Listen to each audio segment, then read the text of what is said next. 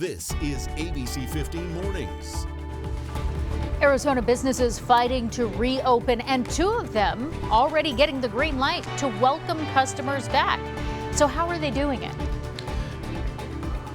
And as we wait on a second stimulus check, experts are recommending that you reorganize and budget plan to keep yourself afloat during these uncertain times. Making birthday wishes come true, even during a pandemic. A local organization making kids smile while planning safe celebrations. A lot of you have kind of DIY'd this idea, so they're going to make it even easier for you, which is helpful for parents who already have a lot on their plates and maybe not the most craftiest. So we'll show you what they're doing. We say good morning to you, 6 o'clock on this Sunday. Hope it's off to a great start. I'm Nohelani Graff. And I'm Mark Thompson, social distancing from home.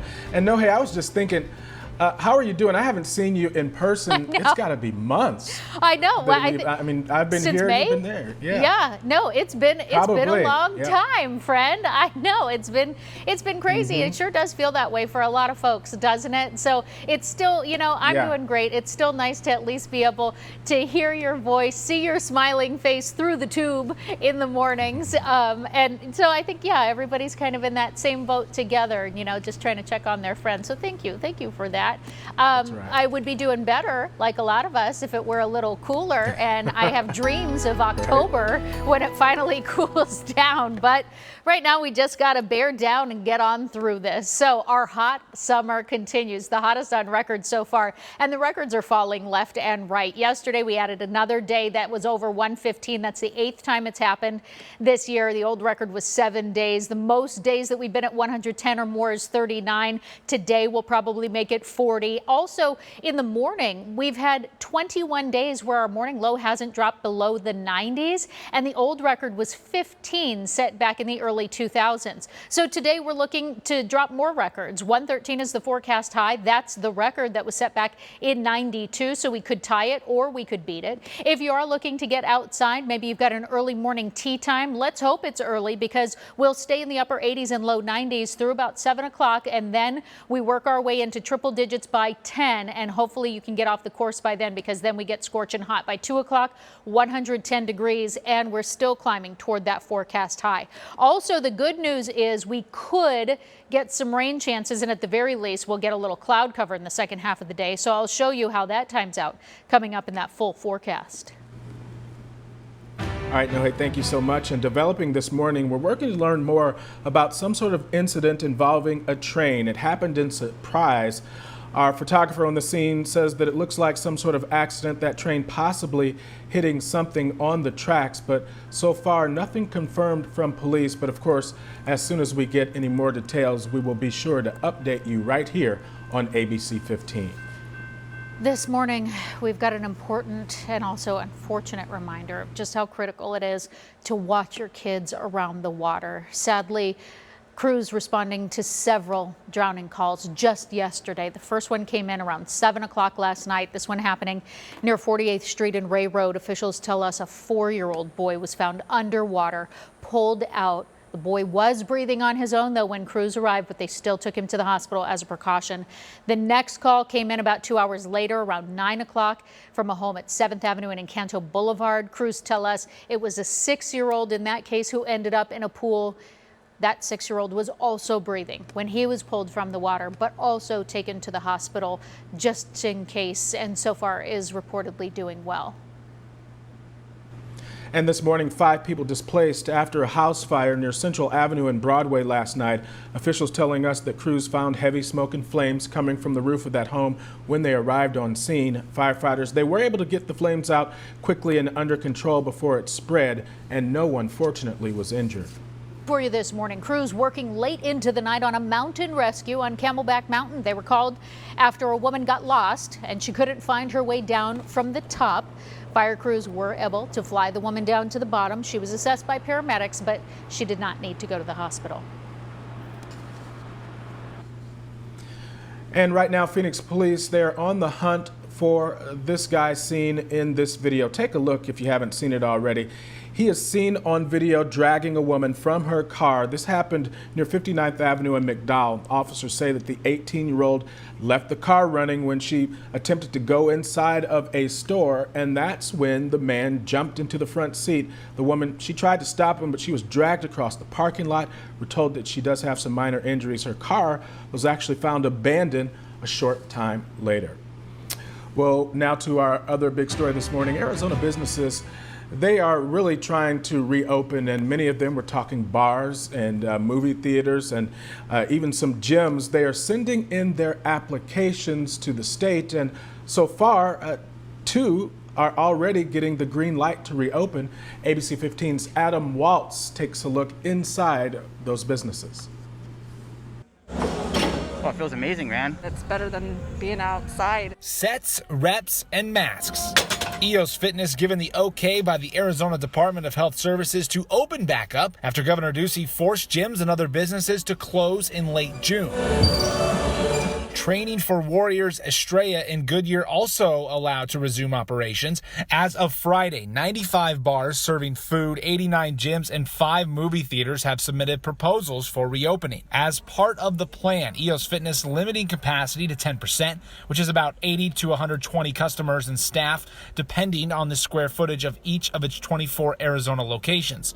Masks are required, and there are social distancing guidelines as well as regular sanitation. And do you feel safe and that things are sanitized? Absolutely, yes. In a statement, EOS Fitness CEO said members will need to make a reservation, complete a health screening, wear a face covering at all times while in the gym, and sanitize equipment before and after each use. Gym rats eager to work out say the safety precautions are well worth it. With everything going on, everybody's being mindful because they'd rather at least wear a mask and be able to work out.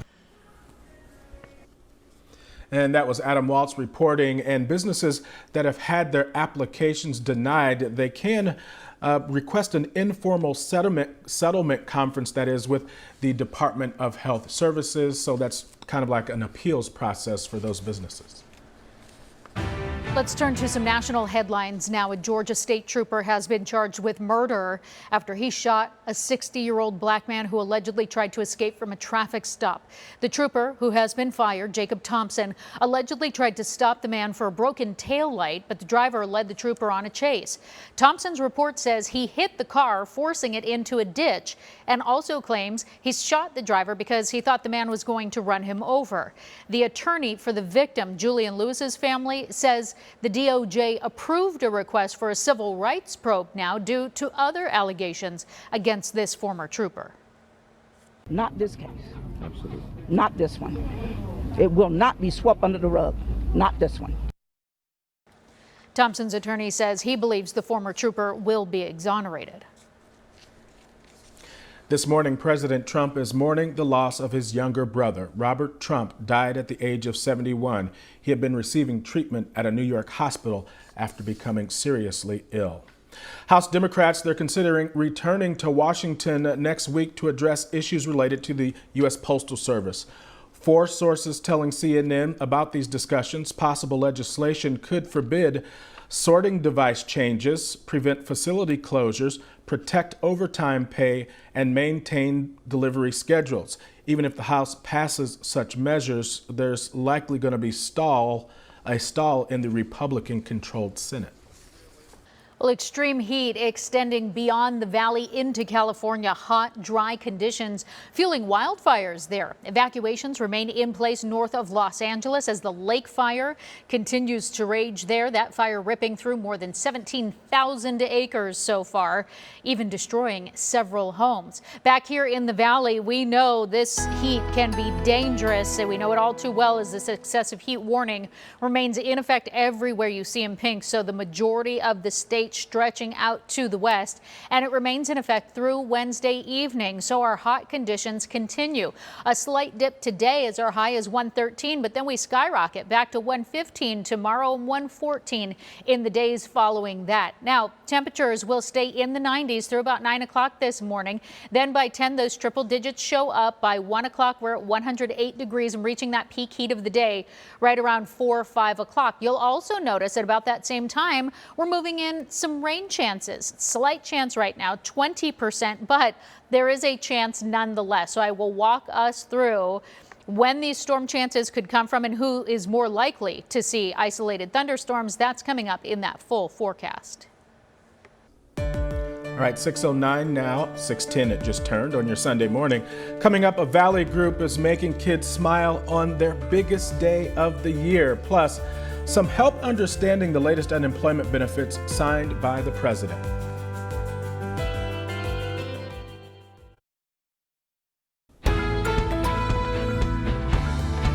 Welcome back, everybody. Well, making ends meet, it's really tough right now for a lot of Arizonans, but one Valley group is helping kids go places by making sure that their birthdays don't go unnoticed. ABC 15's Kaylee O'Kelly shows us how they're doing it.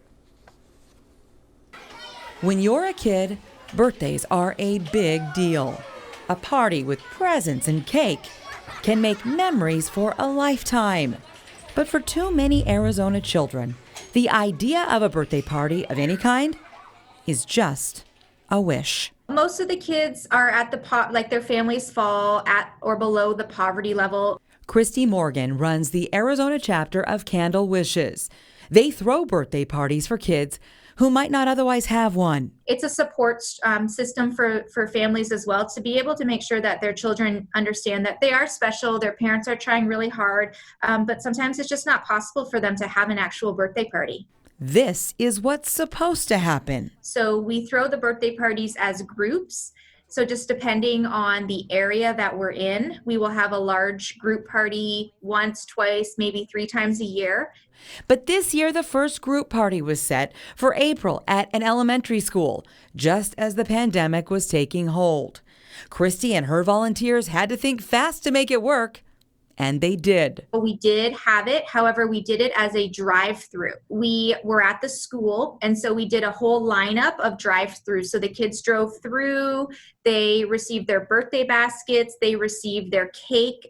We gave them cupcakes and balloons, and then the last station was their presents. So we were still able to throw the party, and the kids loved it.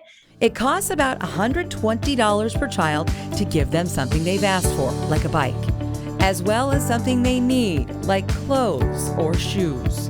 Just seeing the smiles on the kids' faces when they open up their presents, it's so heartwarming.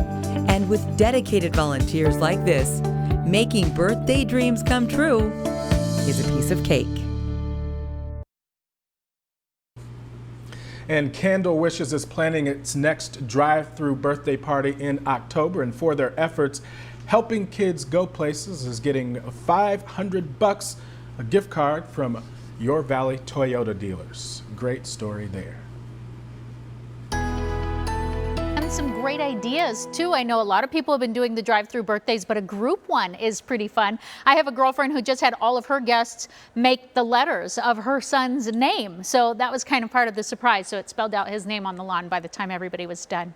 All right, let's talk about that most accurate forecast now. Excessive heat warning does remain in effect through Wednesday evening across central, southern, and western Arizona. So we urge you to take action, stay inside during the peak heat of the day if possible, and hydrate because that heat risk is very high. Everyone is at risk at this point. Heat is the #1 weather-related killer. We've had more than 20 deaths in Maricopa County alone this summer because of the heat. So you can be a seasoned desert dweller and still fall victim. So make sure you're taking action to keep yourself safe. Temperatures right now, we've got some 80s out there. And in fact, a lot of places have dropped into the 80s, which is nice. 86 in Chandler, 85 in Gilbert, upper 80s in Glendale, Peoria, Surprise, Goodyear, and Levine right now. So getting just a little bit of a break. So as we know this time of year, if you can get out early, do before we warm into the 90s. Across the state, we've got 90s along the western border already, upper 80s to our south. In Sedona and Payson, we're in the 70s already this morning, getting close to 80 in Sedona. Still comfortable, though, still nice for a morning walk or to take your coffee outside on the patio. North of the rim, 54 in Flagstaff, upper 40s in the Grand Canyon. Chilly up there. Same with Window Rock. We're in the upper 60s. 60s in Show Low this morning. But check out the warm up. The cooler temperatures, of course, will be north of the rim. So if you're really looking for relief, you're going to have to drive a little bit further. 90s in Flagstaff today, 95 in Heber, 93 in Show Low. South of the rim, if you're in the Verde Valley area, you will still find triple digits. So just make sure if you're heading to a lake, say in Prescott, that you're still hydrating, that you're still wearing your sun gear, your sun protection, because it will still be hot above 100 degrees. And then our most extreme temperatures are going to be out to the west, coming close to 120 again in Bullhead City, Mojave County, 115 in Quartzsite, 114 in Gila Bend, 111 in Casa Grande, and 107 in Safford today. Here in the valley, 113 is our forecast high. We'll see that in Ahwatukee as well as Gilbert and Mesa. We could see 114 in Chandler, 112 in Paradise Valley and Scottsdale, as well as Fountain Hills. Cave Creek warming to 110 as well. Over in the West Valley, 113 reflected in Buckeye, Avondale, Levine, Glendale, Anthem warming to 110, and we're about 10 degrees above the average for this time of year. Now you'll see as we look outside, live view of the Papagos, the sun is up. A few clouds out there, but mostly clear skies. We'll be in the 90s though by 7 o'clock, and everybody warming up from there into the upper 90s by 9. Triple digits by 10 o'clock this morning. By noon, we're at 106 degrees, so that's uncomfortable and when you want to start limiting your time outside. So if you're doing the pool, do it before lunchtime. That's your best bet, unless you're lucky enough to have temperature control. Now let's talk about those storm chances. 2 o'clock today, we'll start seeing some storms fire up along the rim. By 5 o'clock, they start moving in closer to portions of Gila County. Off to our east, Globe could see some isolated thunderstorms kicking into areas of Casa Grande, moving up from Tucson, and it's going to swoop south of the valley, but that could move into portions of Maricopa County. It's possible. It's a slight chance. More likely that we'll see some blowing dust and stronger winds as that happens in the early evening hours, and then it clears out overnight. So the models are actually showing thunderstorms are possible across the valley today and the low-lying deserts to our south and along the rim and the White Mountains. We keep that slight chance, just a 20% chance, but it is possible, and you should expect at times that those winds would be strong and we could see times of blowing dust as well. That chance stays in effect through Monday, but our temperatures also skyrocket on Monday back to 115, and we remain under that excessive heat warning through Wednesday. So those are weather action days. But by the end of the week, we slowly start to trend down starting Thursday into Friday and Saturday when we make our way below 110. So fingers crossed that we keep going in that direction heading into next week and get closer to the average, at least in the low 100s. I got fingers, toes, everything I can cross is crossed. Well, coming up after the break, an expert explains how you can save money and get back on track financially during this pandemic. And COVID cases, they are on the decline in most parts of the country. However, colleges are worried that they could become the next hot spots because students are refusing to follow the rules. We'll have those details coming up.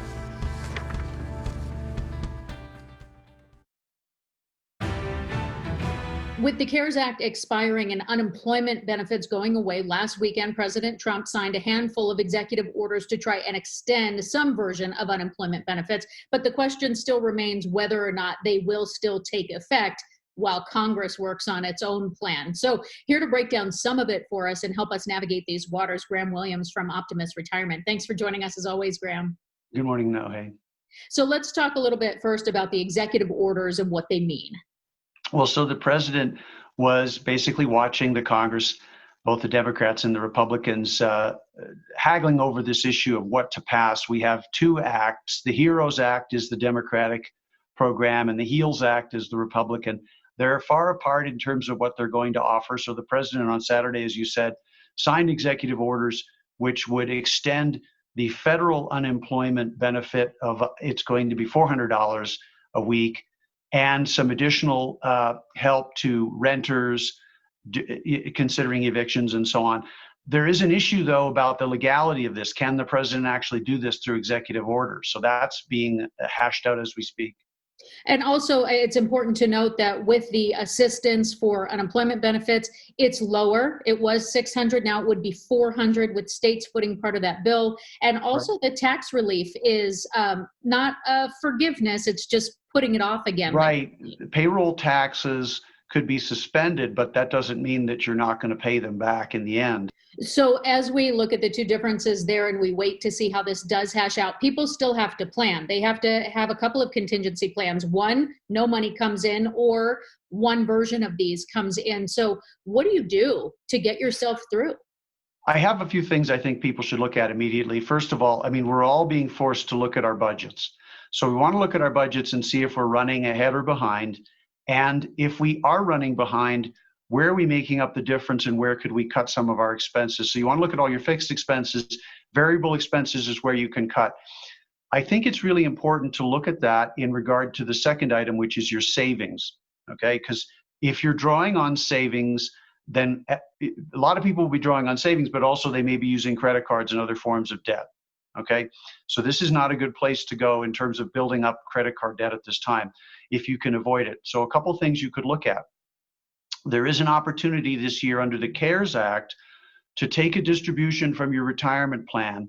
It could be up to $100,000 from a 401k or IRA, and you won't have to pay the additional traditional 10% penalty. Another idea is you can also get a loan against those accounts, and that may be better because you don't have to pay tax on the money you receive from a loan, and then you can pay it back. I want to say these two things because I think this is really important on the third point, which is looking at your debt. Right now, if you have good cash flow, is actually a very good time to be getting out of debt because interest rates are very low. So if you're paying on a mortgage, or if you could refinance and help your cash flow there, that would be very strategic right now with interest rates at historically low levels. The other thing I want to advise people to think about is don't damage your credit in this difficult time. Do whatever you can to preserve your credit, because that's going to become important later when things get back to normal. Yeah, if we're talking about debt, I know people are having a hard time paying off some of those credit cards, but if you were going to try and choose between some of them, what would be the most important to focus on? Right. Well, we have some budget planners on our website at optimistretirement.com. And one of the interesting tools that I like is debt management tools that use what we call an avalanche, where what we do is we look at all of our debts and we look at the interest rates we're paying, and we try and pay the highest interest rates off first. This is why I mentioned if it's possible to refinance and take higher interest rate debt and move it to home based debt, that would be a very strategic move right now. I know mortgage lenders are overwhelmed with applications, but you should be pursuing this if you can, because we want to gradually pay off the highest interest debt first. That's called an avalanche. It's the best way to get out of debt as fast as possible. At least we can do just a little bit of something even when times are tough. Absolutely. Pam Williams from Optimist Retirement, always helpful information. And I know you mentioned that website so that people can go there. Thank you for your time and walking us through some of this. Thank you, Nohag.